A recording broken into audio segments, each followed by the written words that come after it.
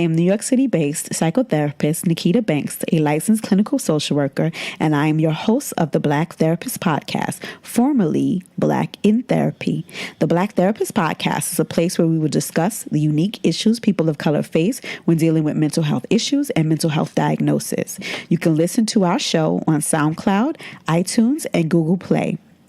You can follow us on Instagram, the Black Therapist Podcast, or you can hit us up on our website and sign up for our mailing list at blacktherapistpodcast.com. Also, on our website, you can find the links to our Twitter, Facebook, and Instagram pages. You can also email us show suggestions, general feedback, and any ideas that you have for, guests at blacktherapistpodcast@gmail.com. Hey guys, welcome to another episode of the Black Therapist Podcast. So there is so much going on. Did you hear my whistle? Like I whistled with my Sue.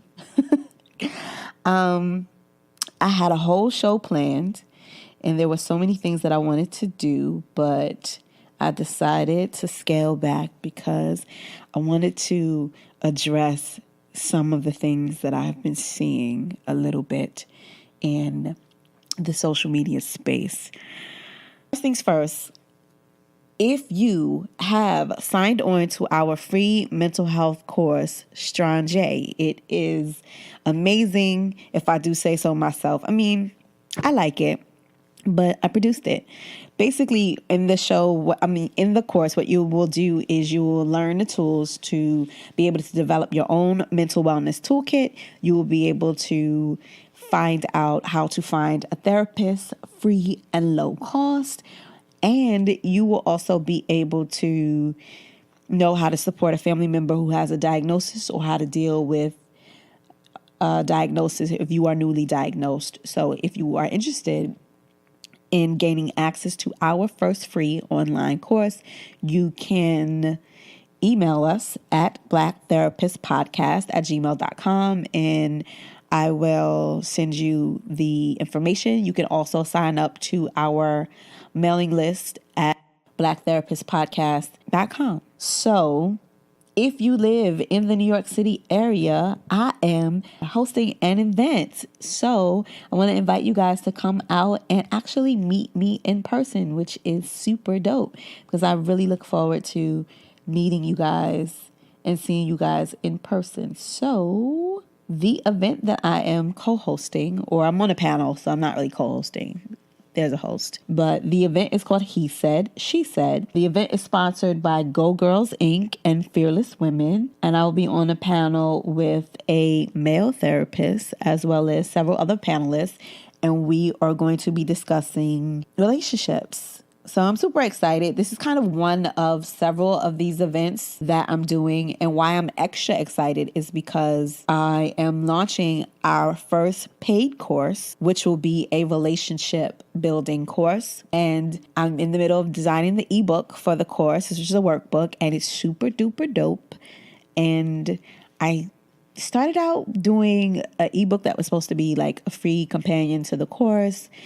And then it was kind of supposed to be like my free giveaway for people who were signing on to our mailing list. But it looks so good. I don't know. I might just sell it. I'm still deciding. If you guys are interested in the ebook or if you're interested in signing up the pre-launch of the course, also send me an email at blacktherapistpodcast.com and say you're interested in the course. The course is super duper dope. And what I will say about the course is that it's cheaper to buy the course than it is to come to me for therapy. You're going to get so many resources and assignments and things that you can walk away with an action plan on how to fix the relationships that you have in your life. And I know that eventually I'm going to have to price the course as what would be like my normal rate, but this is a discounted rate because I'm really new at building courses online and I just kind of want to tweak it and get feedback and really learn how to do this properly. So just decided to go ahead and just throw caution to the wind and price it at a price point that I'd be able to service as many people as I wanted to, or as many people as are willing to kind of sign up. So our first cohort will be launched in a few weeks. And it's an open course. I'm going to open it for a few weeks and then I'm going to close it. And then we're going to start it at a particular point because you get one-on-one sessions with me. There will be some live webinars and there will be some group work that you'll be able to do and walk away with an action plan for how to improve the relationships that you have in your life. So I'm super excited on building it and getting it done. And like seeing my workbook designed is just like everything to me. The name of the course is Finding Happy, 7 Steps to a Relationship That Won't Steal Your Joy. And the course has videos as well as the workbook, live components, as well as one-on-one sessions. So I'm super excited to offer it to you guys because I want you guys to be able to infuse love in everything that you do. And I want you to operate from a space of active and proactive joy and bringing that into all of the spaces that you reside in. And it's so super important to your happiness. Happiness is a choice. It's a job. And it is something that is very attainable for all of us if we have the correct skill set. So I want to give a special shout out to the 4th grade class, UPenn at Democracy Prep, Harlem Charter School.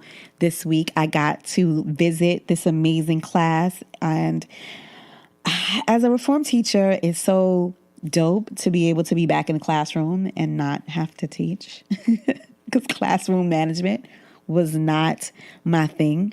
But to sit in a class with captivated 4th graders who asked me wonderful, insightful questions about my job and what I do. And I'm going to answer some of the questions here because they were so good of questions. So one of the young guys asked me what was the challenges that I had to face when dealing with or launching my career. And so obviously one of the challenges was being a single mom.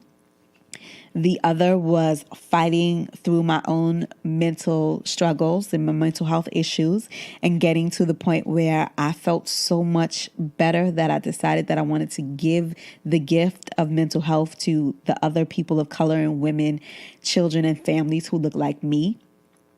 And the major challenge that I fight every single day is changing the narrative around people of color getting mental health help.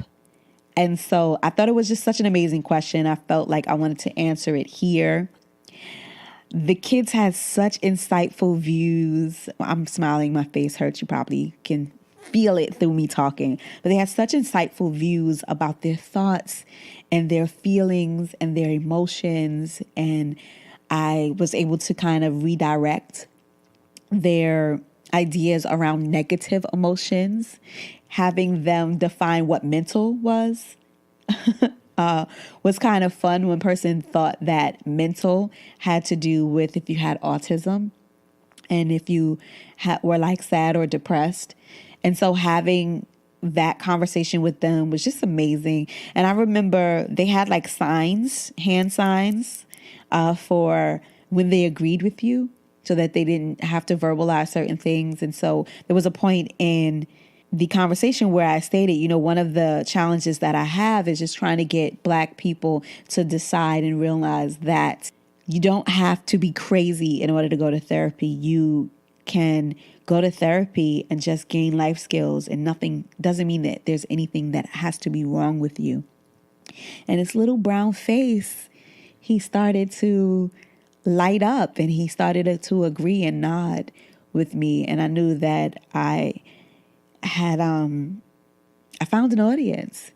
And so I want to thank Erin Shalele, who is my old classmate at NYU, for inviting me. And shout out to everybody at Democracy Prep, because it was just so amazing to be there and to speak to our young people. And it was great to go to Harlem. My dad was born in Harlem Hospital. And so to kind of be able to be back in a community that touched my life and added value to my life and who I am today, and to speak to those young people were amazing. The kids were amazing. They were so bright and so intelligent, and going through the feelings chart with them was just dope. So If you're a parent and you're out there and you're out the sound, listening to the sound of my voice, you can go anywhere, Google and a feelings chart, and have a discussion with the kids. Because what I've noticed in my time as a teacher and also as my time as a school social worker, because I used to do that work too before I went into private practice, and in my time with private practice and dealing with young people, is that a lot of people don't gain the emotional language to have the discussions around feelings. And a lot of people still have these ideas that certain feelings and thoughts are not appropriate. And every single feeling that we have has its place. So we discuss the importance of fear. We discuss the importance of anger. We discuss the importance of sadness. And it was just a dope experience. So I just wanted to shout them out and let you know, if you have a youth organization, or if you have a school system, or if you have a class, you just kind of want me to come in and talk to your kids, reach out, because I am all about community development and community work, and each one teach one. So I just want to shout out Democracy Prep and say thank you so much for having me for our She Rolls event. I was a She Roll. So yes, we'll get into the show. So I want to give a special shout out to the 4th grade class, UPenn at Democracy Prep Harlem Charter School. This week I got to visit this amazing class, and as a reform teacher, it's so dope to be able to be back in the classroom and not have to teach, because classroom management was not my thing. But to sit in a class with captivated 4th graders who asked me wonderful, insightful questions about my job and what I do. And I'm going to answer some of the questions here because they were so good of questions. So one of the young guys asked me what was the challenges that I had to face when dealing with or launching my career. And so obviously one of the challenges was being a single mom. The other was fighting through my own mental struggles and my mental health issues, and getting to the point where I felt so much better that I decided that I wanted to give the gift of mental health to the other people of color and women, children, and families who look like me. And the major challenge that I fight every single day is changing the narrative around people of color getting mental health help. And so I thought it was just such an amazing question. I felt like I wanted to answer it here. The kids had such insightful views. I'm smiling, my face hurts. You probably can feel it through me talking. But they had such insightful views about their thoughts and their feelings and their emotions. And I was able to kind of redirect their ideas around negative emotions, having them define what mental was. Was kind of fun. One person thought that mental had to do with if you had autism and if you were like sad or depressed.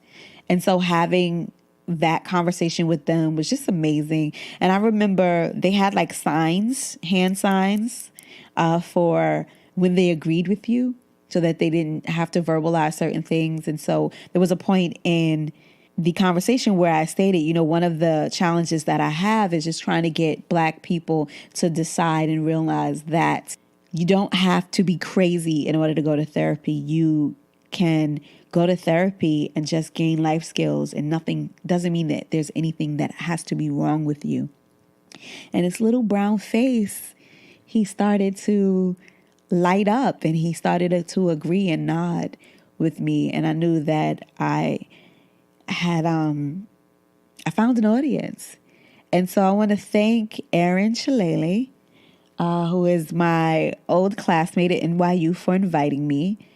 And shout out to everybody at Democracy Prep, because it was just so amazing to be there and to speak to our young people. And it was great to go to Harlem. My dad was born in Harlem Hospital. And so to kind of be able to be back in a community that touched my life and added value to my life and who I am today and to speak to those young people were amazing. The kids were amazing. They were so bright and so intelligent, and going through the feelings chart with them was just dope. So if you're a parent and you're out there and you're out the sound, listening to the sound of my voice, you can go anywhere, Google and a feelings chart, and have a discussion with the kids. Because what I've noticed in my time as a teacher, and also as my time as a school social worker, because I used to do that work too before I went into private practice, and in my time with private practice and dealing with young people, is that a lot of people don't gain the emotional language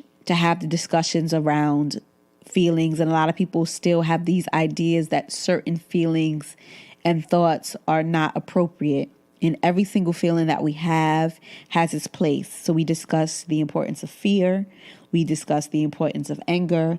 We discuss the importance of sadness. And it was just a dope experience. So I just wanted to shout them out and let you know, if you have a youth organization, or if you have a school system, or if you have a class, you just kind of want me to come in and talk to your kids, reach out, because I am all about community development and community work, and each one teach one. So I just want to shout out Democracy Prep and say thank you so much for having me for our She-Rose event. I was a She-Ro.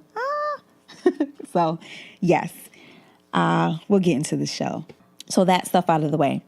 This week's episode is Fix It Jesus. I want to talk about Iyanla's Fix My Life.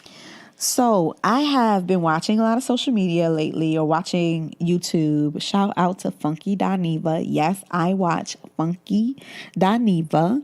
I think he calls himself a male. It gets real sticky with gender pronouns, but since the character's name is Funky Daniva, I will call her. What I love about the show is that it's so insightful, and it started me to having a discussion about Iyanla VanZant. Now, let me say this off topic. Off top. I love Iyanla, and why I like Iyanla, you know what? No, I'm going to back that up. I have a love-hate relationship with Iyanla, and let me be clear. Iyanla is an elder. I've been a fan of the Oprah Winfrey Show, as every other Black person in this damn country almost. I would assume that most people love Oprah, but I was a fan of the Oprah Winfrey Show. I was a fan of Iyanla's on Oprah, and I never thought that I would be in a space that I would do something similar to what she does for a living, but that's exactly what it is. It's similar. It ain't the same. And so in my journey to healing, I was already in therapy once I saw Iyanla sit down with Oprah on her new network OWN, and they had a discussion surrounding generational curses, and they had a discussion surrounding Iyanla's book, Peace from Broken Pieces. And I've seen a lot of other healers credit Peace from Broken Pieces as a book that helped them facilitate their own healing. But that book was instrumental for me. That book was instrumental for me because it allowed me to see the relationships that I've had in my life that have been dysfunctional were modeled on relationships that I've had in my family. And so there was so much value in me reading the book at the same time that I was in therapy, that after I finished the book, what I ended up doing was I wrote a list of all of the relational patterns that I had in my life that I had developed over years from relating with the negative responses that I had with my family. So the way my sister mistreats me, and no judgment, because I'm sure that she can write a whole book on how I've mistreated her over the years. The way my sister treats me and mistreated me, the way my mother mistreated me and treated me, the way my father mistreated me and treated me, and the significant male relationships in my life. And what I did was I ended up making a connection between a pattern. And if you want to know what that is, you sign up for the relationship course. I'm not going to give that to you right now, and it's personal. But I was able to identify patterns in my relational, my relational relationships? My relationships. And what I did is that book was instrumental in that. So I'm not going to say that her work does not have value, but I also will say from a cultural perspective as a Black woman, what she does is valuable, but is only one piece. So there is widespread criticism that what Iyanla does is not therapeutic. What I would say is that her work is therapeutic, but it is not therapy. So therapeutic for me is taking a nice warm bath and having a glass of Chardonnay after a very long day. That doesn't mean that that's me doing any work. That just means it's relaxing and it's taking my mind away from the problem. What Iyanla does is she has discussions from a cultural perspective surrounding some of the issues, problems, and concerns that Black people have. Now, I want to preface this because I've been watching Iyanla's show from the beginning. And if anybody here has been watching her show from the beginning, you can see the evolution of her show. Because in the beginning, Own used to try to be like, I'm gonna go all the way in it now, get my microphone together. Own used to try to be like the Oprah Winfrey show, which means that they tried to originally go for a larger demographic. So even on Iyanla's show, she used to work with a lot of Caucasian people as well as African Americans and people of color. So there were a lot more Hispanics on the show. It was a lot more diverse than it is now. Now watching the show, there are a lot of Black people that are on the show. So Black people don't really like when Black people put Black people's issues on Front Street. So one criticism about her show is the fact that she is utilizing and highlighting the dysfunction that is in the Black community. Now, I live in a Black community, so I don't have a problem with that. And because Black people like mess and Black people like their own mess, they just don't like other people to see their mess. We watch. So whenever there is shows on that usually has us on it, we are more prone to look at it. Now, this is just for me. Maybe I'm speaking for myself. Let me just speak for myself, and then you could say whether you agree or you disagree. But I know that if I'm watching a show like Divorce Court or like Maury, and I don't watch Maury, but I would watch Divorce Court. But if I would watch a show like that, or even Dr. Phil, if there's a Black family on it, I want to see what it's about. I want to see what it's about, because I like to look at people who look at me, and I want to see stories that reflect me. But part of what Iyanla does is she highlights dysfunction that happens in our community. And for a lot of us, we see these stories, we love these stories, we know these stories, but we don't discuss them in a functional way. So the value of what she does is that she puts some of our on Front Street. And for a lot of us, it's necessary because a lot of dysfunctional things and topics of shows that she's had, like that man with those 35 kids and 18,000 baby mamas, or the show like this year with Mikey Hitz and his father being killed by white supremacists or member of the KKK, or this show that was on, these last 3 shows that was on about these 7 brothers who were essentially abandoned by their mother, who was addicted to drugs, and a father who had them in the system, who were then in foster care, separated, gone to jail. Some of them ended up dead. Some of them ended up molested and abused, and everybody ends up damaged, right? So these are the kind of shows that she highlights, but I don't really need to look at TV to see these kinds of shows. I could go to work.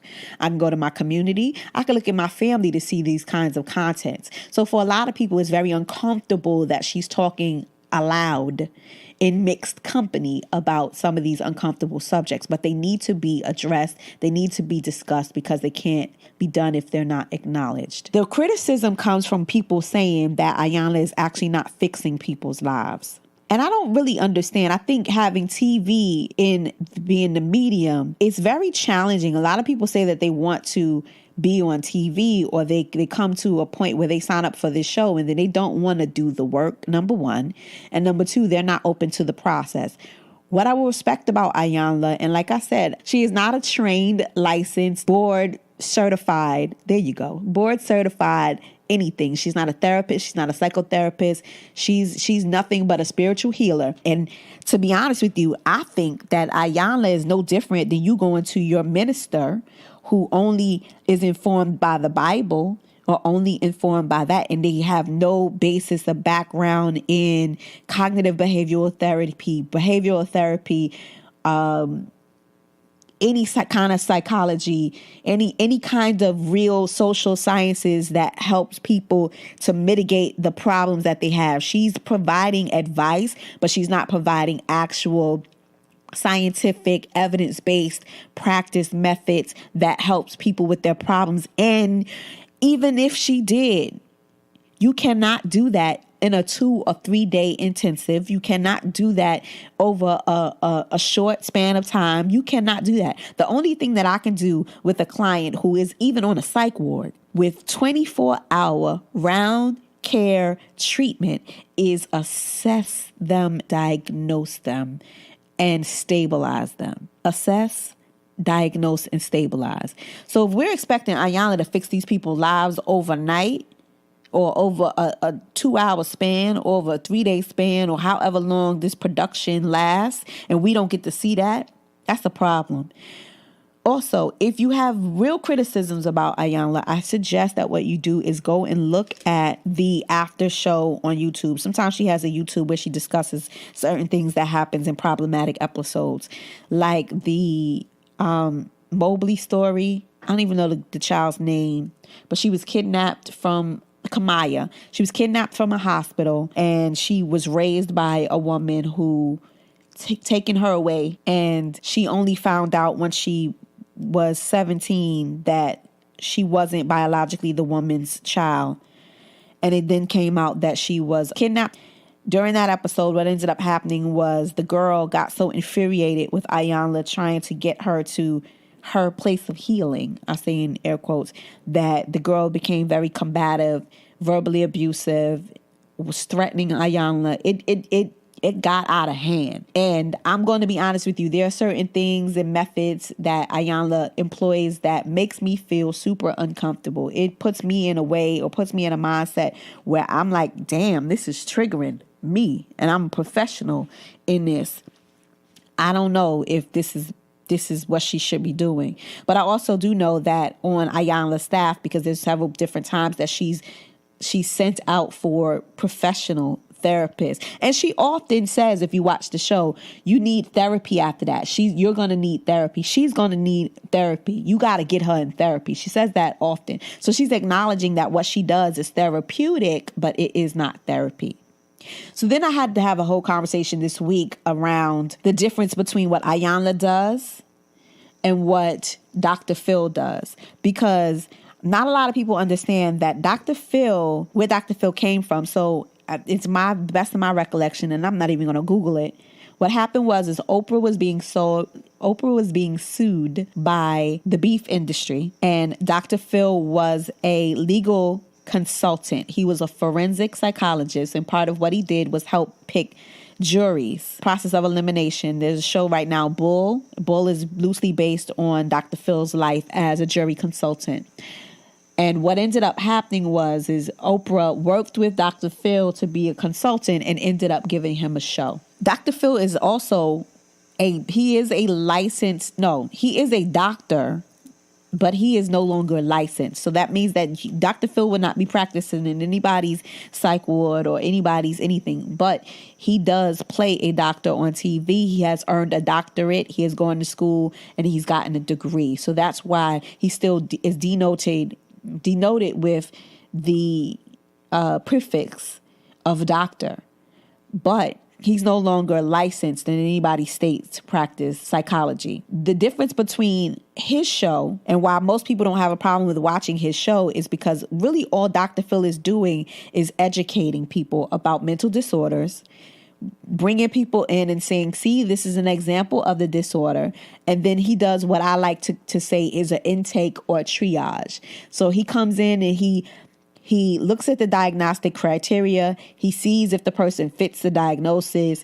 He discusses, what you would usually do with a person who has that diagnosis. And then you always, always, always see him refer the person to someone. I won't say always, but the majority of the times that I watch Dr. Phil, and I don't like Dr. Phil, to be honest with you, but that's a whole nother matter.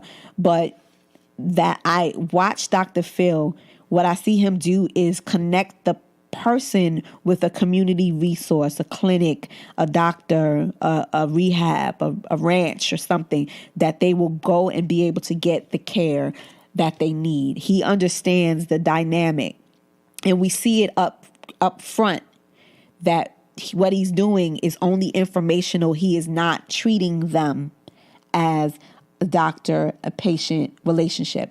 And for legal reasons, he really can't do that anyway. I don't think. I know my board wouldn't allow me to be able to do that, but TV's TV, and we're not going to get into that. The difference with Iyanla is what Iyanla does is her show gives us the idea that what she's going to do is fix the people. It's in the title. What she's going to do is help them resolve their issues and problems. And then usually when you see the little blurb at the end of the show, you don't see that their problems are resolved. The reason that is because that's really not in her wheelhouse. All Iyanla is really doing is highlighting a dysfunction, highlighting a social issue, highlighting a cultural or community response, and looking to get the person started on the path of their healing and helping them identify their current level of distress and give them some tools to help them start their healing. That's all she does. So it makes it seem like she's supposed to resolve issues, but that's not really what it is. Iyanla is not a therapist. My problem with Iyanla as a therapist, because I'm getting there, but my problem with Iyanla as a therapist is it's so visceral. It's so reactive. It's so culturally in your face. And for most people who don't know what therapy is, ain't never been to therapy, don't know what a therapy session looks like, that shit could be scary. And it could really turn people away from therapy because she's so in your face about it. Like I've seen episodes where Iyanla just went up to this white woman, poor little white woman, but went up to this white woman and demanded that she get a hug from this white woman who had been sexually assaulted. Like, you don't just come in my space uninvited and demand that I give you any kind of contact. Like, that stuff like that bothers me. But I see Iyanla do it over and over and over and over again. And those are things that if you came from a therapeutic perspective or therapist or trained specialist perspective, you would not do that. I never get in anybody's face or space without being invited, without announcing myself, without saying, you know what, I want to know if it is okay if I hug you right now. Would it be all right for you if I hugged you?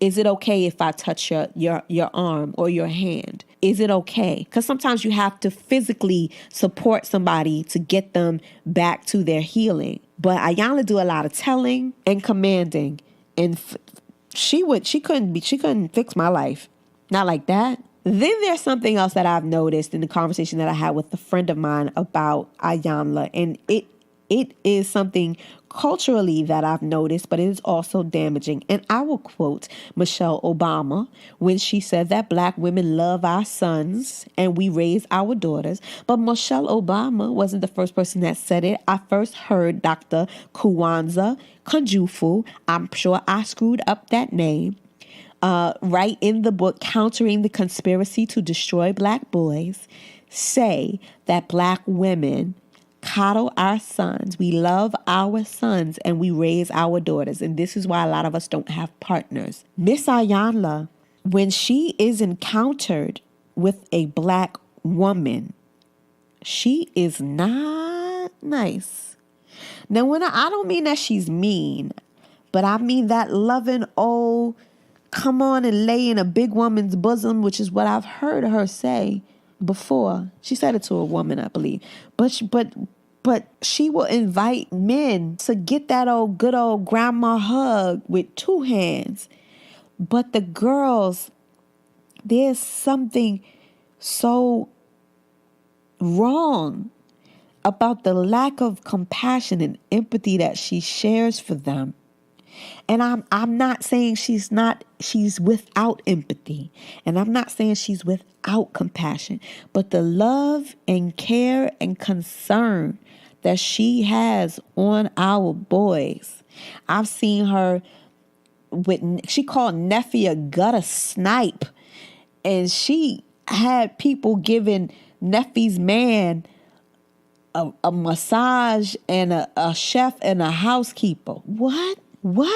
We all have our audience that we have to play to. And I work primarily with Black women and women of color for a reason, because I know for me, that's my niche. That's my audience. So we've seen that the show has dwindled from her dealing with everybody as a whole to only people of color. I'm going to predict that if the show is around a lot longer, she's going to be working a lot more with men. And I will say that she works a lot more with men on the shows. The shows seem to be the majority about fixing the lives of Black men. And there's nothing wrong with that. But there has to be some sort of balance in it. You can also give care and concern to Black women, because we don't have anybody to go to if we are left out in the world without the protection of our men and don't have the comfort of our elder females. If the older women who know our struggle don't help us and give us a hug and say, hey, baby, come here. Let me teach you another way to do things, and let me be kind about it. And not just tell you. I've seen Iyanla tell Black women to suck it up. Suck it up. What? There is value in what Iyanla does. I would never knock nobody else's hustle. I think that what she does is very spiritually enriching. I think that what she does is extremely informative to highlight the issues of concern that are in the Black community. But I have my doubts.